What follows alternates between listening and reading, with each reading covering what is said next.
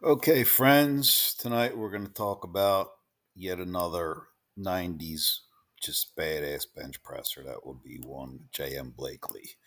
And this is the obviously June 97 Powerlifting USA cover. Speaking of 90s bench monsters like Ken Lane, we talked about a couple weeks ago or whatever. We're going to look at JM Blakley's focused bench routine. And he's saying that it's all about attitude. And I agree with him with that. Uh, so the first step is your mental perspective. What is heavy? What isn't heavy? These are the wrong questions. Nothing's heavy, but rather you are or are not strong enough. Quit thinking about the weight and concentrate on your strength. No program will work unless you have the right attitude. There he is, kind of casual, just a big dude. Looks like I don't know, looks like a construction worker or a lumberjack or something. Big dude. Just always an impressive physique, and of course, a great bencher. I believe your attitude affects your success more profoundly than your training, and I use protocol that helps generate a positive attitude and forces one to build confidence in one's own power, but not without risk. To build faith in oneself, you must continuously put yourself on the line. This leads to growth physically and psychologically with each success and offers excellent, albeit harsh, results.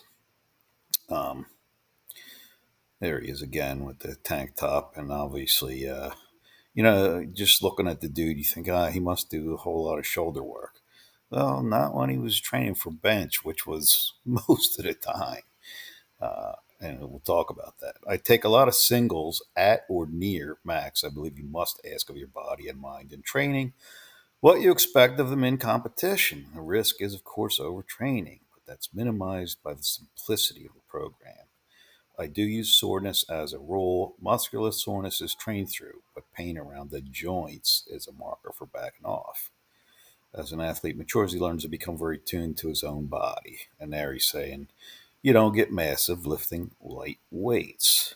Now, and again, this is not a bodybuilder talking here, but I think everybody likes to be huge, even if you're not a bodybuilder. And I remember this guy saying something about everybody wants to get big, but nobody wants to lift no heavy ass weights or something like that, right? So, we know what that's about. Uh, Ronnie's been having a rough time lately, but I understand he is making some progress. So I hope he continues to do that. My second point is to always ask the best from yourself and prove it by putting yourself on the line frequently. As you succeed, you'll gain confidence. And then when you fail, you'll become aware of weak points that you need to work on for your next meet. Third point is simplicity. Keep your program simple. Complex programs are wrought with pitfalls and drain the focus. Do only those things which are necessary.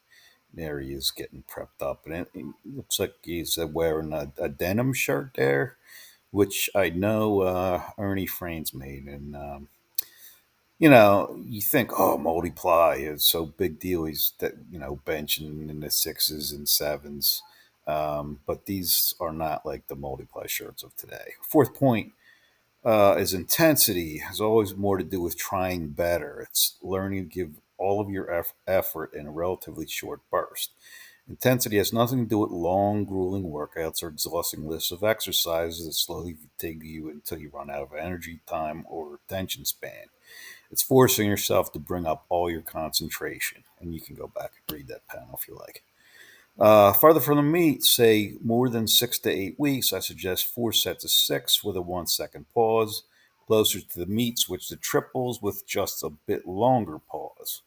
For the tricep exercise, only a brief warm up is needed, a couple sets, and then right to the work. And then the same pattern of 4 sets of 6 and then 4 sets of 3, but no pause on the tricep work. There he is eating a piece of pizza. He talks about, Ken Lane was talking about eating sloppy. Come on, everybody eats. There's nothing wrong with having a little bit of pizza. And obviously, look at the dude. It's about progress. And there I agree with him 100%. There's no substitute for progress. It's the only indicator of a program's value, and it is the only point. No amount of soreness or fatigue or grunting or burning or sets or reps means anything. One can pile up workout after workout that's exhausting, or causes great soreness, or does whatever else one might think constitutes a great workout and still show no progress. I've seen trainees get a whole year of great workouts and have nothing to show for it but frustration and their fond memories of how fatigued and sore they were. Don't let yourself believe for a minute that anyone cares how hard you worked or how great your workouts were, and neither should you. You should judge your workouts and program by the only fair ruler that matters. There he is, and it looks like he has a canvas shirt there again. So is that the Ernie France canvas shirt of the day? I don't know, and if anybody can help me out with that, I'd love to hear that answer. I just did not find that in my checking around. If you're not improving, then there is no excuse you can give me for your program. Only one thing matters: getting stronger and stronger each and every workout. I want to emphasize that you must expect progress every workout.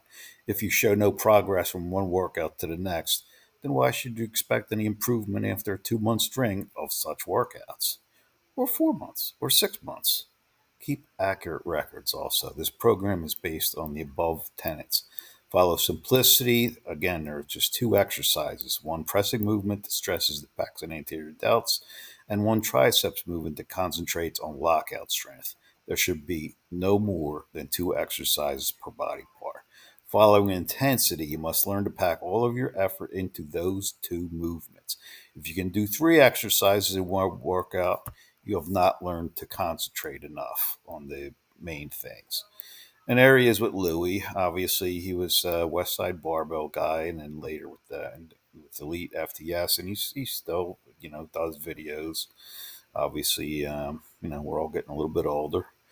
Following specificity, which is the law that states the body adapts to the exact demands placed on it, the main pressing movement should always be the bench press in exact competition form. Majority of your time and energy should be placed here. You must master the skill of benching. Nothing is more specific to benching than the movement itself. Norbert. Incline benching is a fine exercise and will strengthen the pressing group of muscles, but it is not 100% the same as doing bench presses. Simply stated, to get better at benching, you must bench.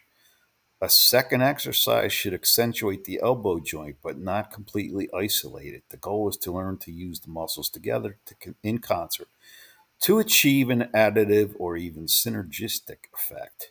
Train them that way. I suggest a narrow grip bench with elbows out to the sides, no wider than 45 degrees from the lats.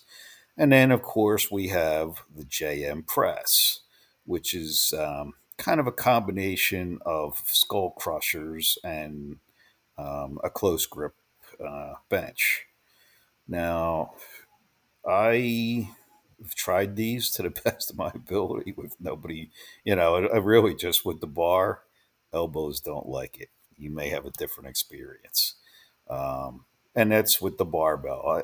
And I know I've never even seen him do those with dumbbells, but maybe I'll try that and see if I can come up with something.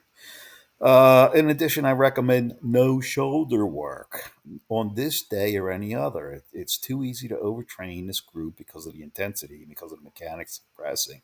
If you need shoulder work, do it in the off season, along with general conditioning and strengthening. But in season, save your power for what will help you most. The set and rep scheme is as follows: warm up as needed. Um, Example 135 times 10, 2 and a quarter for 10, 315 for 6, 465 for triple, and 480 for a single. And then you should take several near max singles. So you might do 465 for one, 480, and occasion a max attempt. Or if training's going well, a supra max attempt. So maybe, more than you think your max is. Now keep in mind, again, these singles are all done in these, of the time multiply shirts. There it is again. Obviously, again, a denim bench shirt. Um, but, really, those bench shirts, you might, if you got 100 pounds out of it, you were doing pretty good. So, it's not like the ones they have these days where guys are benching 1,300 pounds and stuff. So he's talking about the actual skill practice at a workout. It's like practicing a meet each workout. You'll feel totally prepared by the time the real meet rolls around. But while this will improve your bench skills, there are other things you have to do too. Further from the meet, I say more than 6 to 8 weeks. I suggest 4 sets of 6 with a 1 second pause. Closer, we do triples with a longer pause. And for the tricep exercise, again, only a brief warm up and then to the work. And again, we're talking about 4 sets of 6s and then go into 4 sets of triples, but without any pause. Um, and there's JM again in doing one of this elite FTS, I guess, podcasts here. Still, obviously, just a big, thick, massive dude, still strong as hell. I'm not sure exactly how old he is now. And then he says off season should be about 8 weeks, and during this time, stay away from the bench. Use this period to develop your weak areas, and that's kind of a West Side thing, of course. Do general bodybuilding movements and hit the rotator cuff muscles, and give the bench a break. Use your shirt on your near max attempts beginning no later than 6 weeks out. You must practice this. I will say it again: practice singles in your shirt will help you to do it at the meet, and will save your shoulders from getting beat to death. So he says if you're going to try the program, do it the way it's written. And, I mean, you can make some slight modifications, but he always suggests that you stick with it as written as much as possible. And then, of course, he says caveat with, I realize, there's more to one way to skin a cat. So, JM has hit many world records, again, mostly in the multiply gear. But, still, again, it's the multiply gear of the 90s. So, and he did hit a raw 468 bench and 465 in single ply. And then the multiply, the most he ever did was 710. It sure ain't nothing to sneeze at, right? And this is just like an ad that I found from back in those days for the France denim and canvas shirts, and it says adds as much as 100 pounds to your bench. So and that's the advertiser saying that. So that's about it for JM. Thanks for watching. Please hit the like buttons if you did enjoy the video. Thanks to all that have subscribed, and if you have not, please do. And I'm out. Thanks again.